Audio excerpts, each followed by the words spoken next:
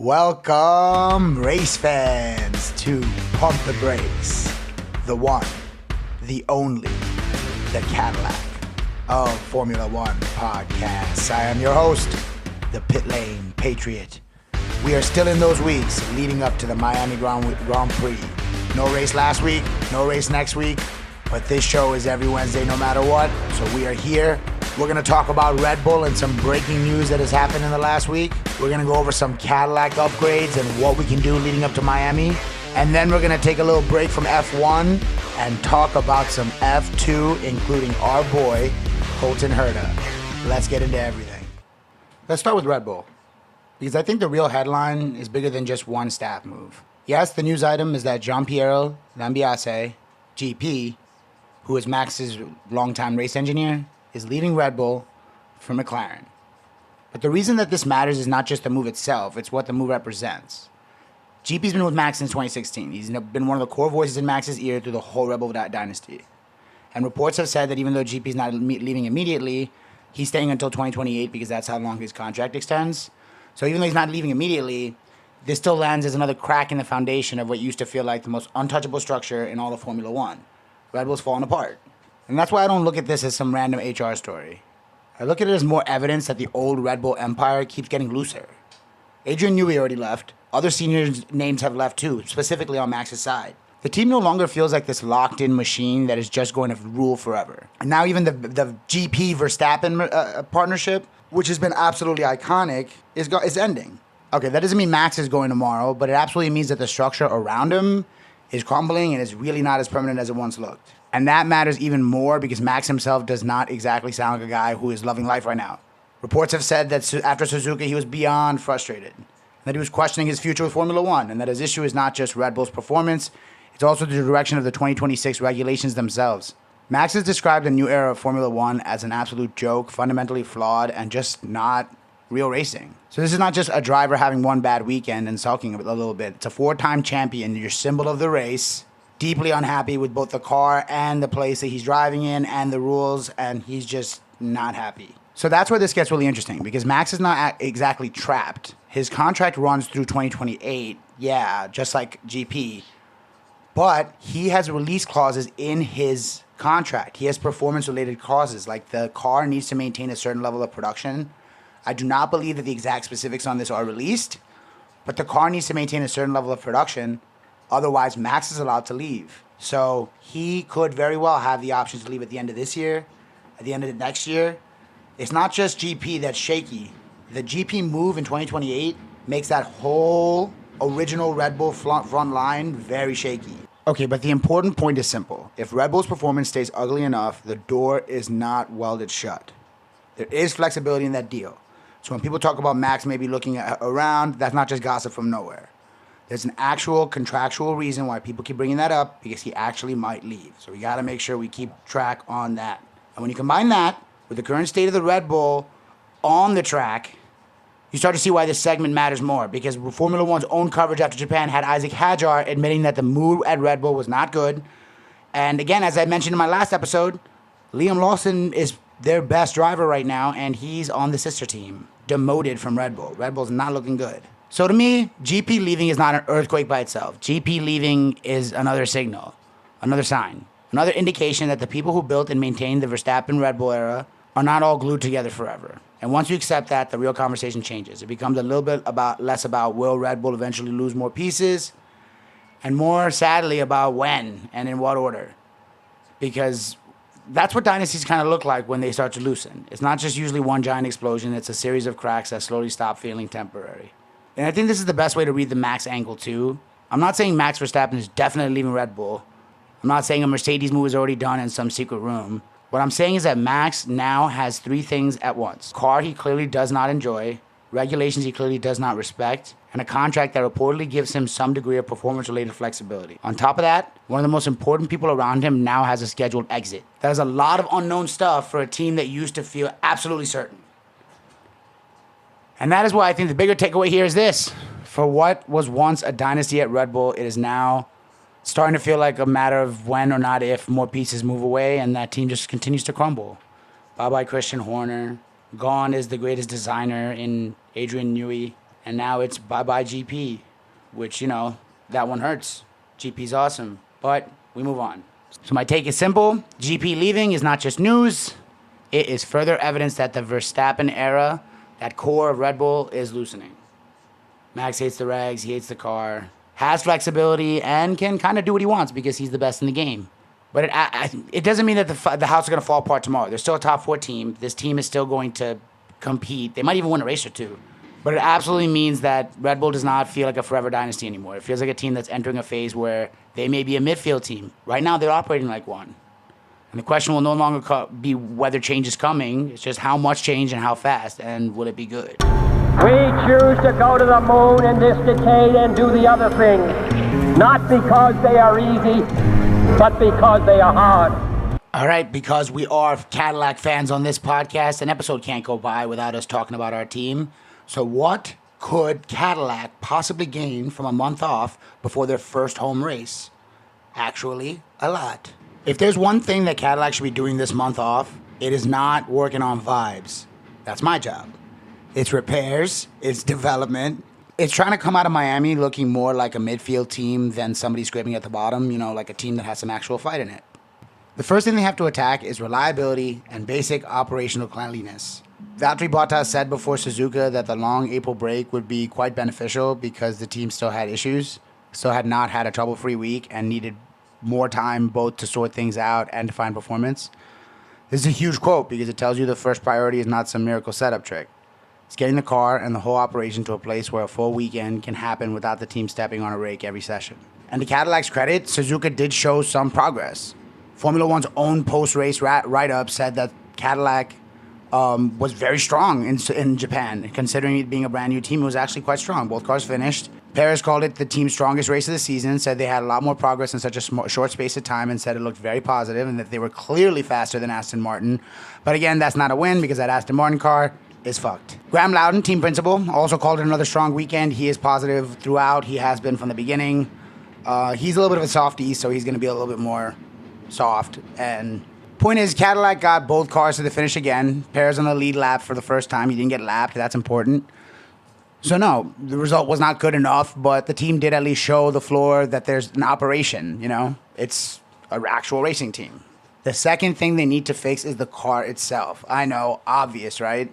But it's especially this lack of rear load, this grip issue. We've talked about this in previous episodes. Feel free to go back. The car has an issue with its spacing in terms of the actual weight. So when these engineers build these cars, they're building these cars and have a specific amount of weight that they have to meet per the regulations. But that weight is not necessarily set in stone wear on the car, which matters a lot. So these teams kind of play a juggling act that Cadillac needs to use this whole break to just juggle between the weight of this car and figure out how to get it down in weight. You can just clearly see the car is overweight. And then how to get it, balanced with weight in the right areas because we're suffering on rear load. Both Perez and Bottas have said that by mid-race, they're losing almost like a second a lap. That's crazy. And this ties straight into the third thing, upgrades. We already know that Miami matters here because Graham Loudon said that after Suzuka, Cadillac has an upgrade package coming in for Miami. This is exciting for people who are new race fans. An upgrade package means the car's going to look a little different. So if you didn't already know, I will be in Miami, which is going to be awesome.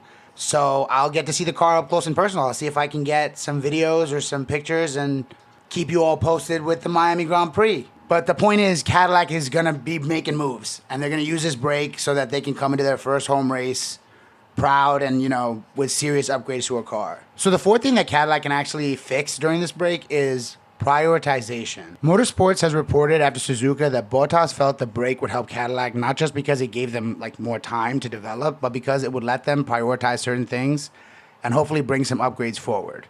So the idea is it's not so much that Cadillac doesn't know about these upgrades they could be making, but these are the fastest cars in the entire world. So they're going to be very hard to upgrade. So it's going to take time. There's a catch-up period. You have to learn, you have to develop, you gather the data, then analyze the data, then put it into the car. So this is going to take some time, and now that month is time. Working on things like reliability, rear load, drivability, deployment. Look, Miami's probably not going to be the weekend where it all gets solved, but it's absolutely going to be the weekend that I'm there and where Cadillac shows that it knows which battle to fight first. And that's why I think the right emotional read on Cadillac right now is hopeful but not satisfied. We should not lie to ourselves. The team is still too slow. The midfield is still way too far away. The operation is still young. But we also should not ignore the fact that there has been progress. The team has grown. The team has moved forward in every race so far. We should also understand that we can't expect that 24 times this season, 22 times this season. So let's be happy that we're getting progress each race and be happy that we have a huge break to work on some more stuff. So my take on the month off is simple. Cadillac needs to use the time to clean up its reliability, fix its weight issue with just bringing the weight down, and then figuring out where to prioritize it on the car to add more rear load to help with the grip on the car during turns. Bottom line, Cadillac does not need to come out of the month off transformed. It's not expecting it. It's not going to. It does need to come out more prepared, more stable, and show real progress so that our home fans especially can see something worth rooting for. 2 races, yes, it is a sprint weekend. 2 races for Team Cadillac is not the only thing happening during Miami weekend. As of last week, the FIA has officially rescheduled 2 of the Formula 2 races that were originally scheduled in April, are now rescheduled to May, one of which is Miami, the other one is Montreal. Which means the Pitlane Patriot will be there to see our boy Colton Herta live. He is going to be racing. We're going to talk about it. Now I think is the appropriate time for us to do a little bit of a talk, since we got the time, about some F2.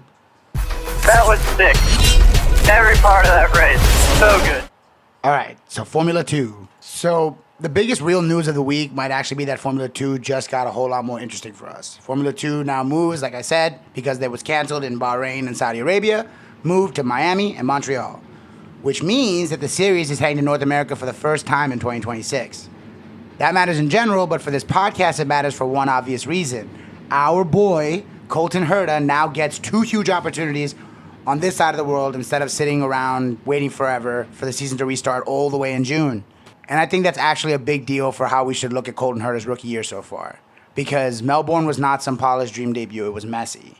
He crashed in practice, he qualified 14th, he finished outside the points in the sprint race, and then he saved the weekend with a pretty strong run to 7th in the feature race. That was actually a pretty good race, which gave him 6 points and left him 10th in the standings after the first round. F2's own site has quoted him as calling the weekend unsatisfactory, which I actually kind of like because it tells you that he's not showing up to just smile and say nice things. He actually knows he can be good. He's a grown adult, racing with children. Come on, Colton. And that's the right emotional starting point, honestly, for this segment. Like, Colton's first F2 weekend was not bad in the sense of being hopeless. Like, that run he had in the actual race was pretty awesome. Like, qualifying 14th and pushing a car to 7th in a race where all the cars are very similar shows a lot. Not bad for a drummer. That feature race drive mattered because it prevented the whole weekend from looking like a straight-up ugly debut story.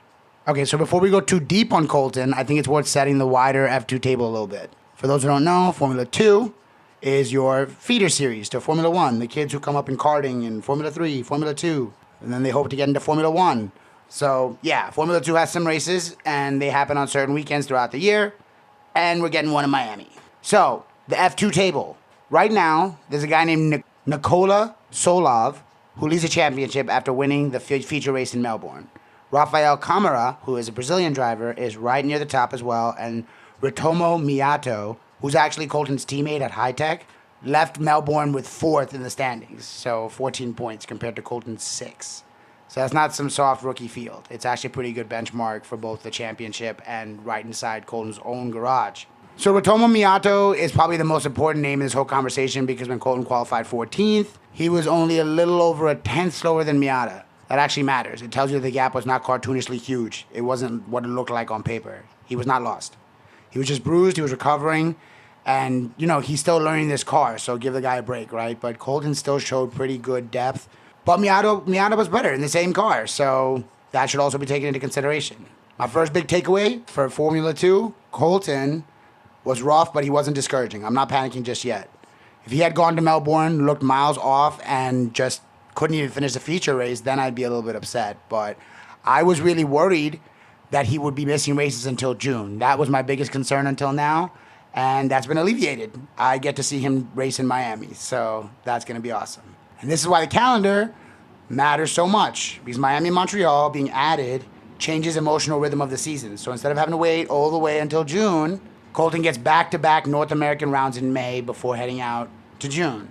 And from a momentum standpoint, that's really, really big. He doesn't have to sit around with only one messy debut weekend. Imagine that if it's June and all you've done is one bad race in Melbourne all year. Now, in terms of expectation, I think we need to be adults about this. Colton's not supposed to show up in Miami and suddenly look like a title favorite. I hope to God he wins that race. I'll cry if I get to see it with my own eyes.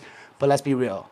The point of this move was always going to be adaptation. Colton is not like... He's an IndyCar driver. He's a superstar, but it's different tires, different power delivery, different style of downforce, different race flow. Everything's different. He's got to learn. So like our Team Cadillac, we want Colton to learn and be better. So what do I expect from him moving forward? I don't think the right expectation is wins. I think it's cleaner weekends. So, like, don't crash. Qualify in the points. Get on the podium. I don't think that is something that is crazy. I think Colton being on the podium in Miami wouldn't make me cry. I think that would make me very happy, but I think that that's doable. If he won the race, I'd probably cry. And there's also just a plain narrative win here. You know, F2 is now coming to Miami. So that also means that Colton's storyline is no longer some distant side quest. It's, you know, it's a home race in the World Championship. So Colton's got a long road ahead of him, but thankfully 2 of his races have been restored. Hallelujah. Another interesting fact is the Montreal race now confirms that Colton Herta will not participate in the Indy 500. Cadillac is keen on making sure Colton Herta makes all of his F2 races, and now the Montreal weekend is the same weekend as the Indy 500. So they're like, no, we are not going to let you race in the Indy 500, which they were trying to make happen. But they're like, no, your duties are to F2. You are a development driver. I like that move. I think that's great. But Miami's going to be great. F2 is awesome. I think everyone should watch the F2 races. They show future superstars and not just F1, but also in other race series. And the drivers are kind of equal in cars. So it's really about the drivers. So it's exciting. So we'll see what happens. All right, everybody in the 10 car, thanks for all the hard work. Let's have a great day. All right, boys. Let's try and win this race. And there you have it, folks. That's another week with another episode of Pump the Brakes. Thanks for sticking with us. We're almost through this break. We're about halfway through this break. And no matter what, we'll have Pump the Brakes every single Wednesday. So I'll see you guys next week. Peace out.